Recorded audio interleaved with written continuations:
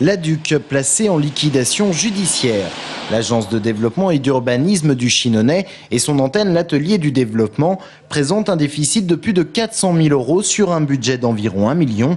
Raison avancée, les conséquences de la crise avec le report de certains contrats, mais surtout une gestion hasardeuse de la direction qui a suscité l'émoi et la colère d'administrateurs surpris par la découverte de ce déficit. On s'est trouvé entraîné par une direction qui a pensé faire de la promotion immobilière ou accompagner de la promotion immobilière avec des conventions qui devaient ramener de l'argent évidemment à la maison.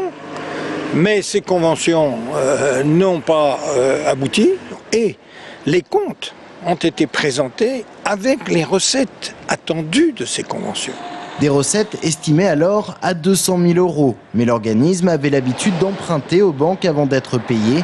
À cela s'ajouterait une dérive des frais de fonctionnement qui auraient plus que doublé en 2 ans et des augmentations de salaire inexpliquées du directeur et de certains employés, jusqu'à 100% de hausse en 1 an. On ne savait pas exactement ce qui s'y était passé. Le problème, si vous voulez, c'est qu'on a fait confiance à beaucoup de gens à l'intérieur de l'agence. Et ce sont des employés de l'agence qui, au mois d'avril, ont alerté les administrateurs sur la situation.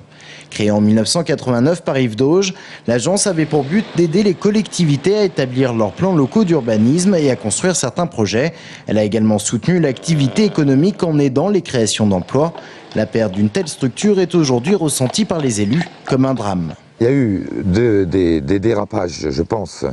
Le premier et le plus important, à mon sens, c'est celui d'avoir essayer de travailler en même temps avec des organismes privés qui promettaient rémunération en fonction d'un certain nombre de travaux.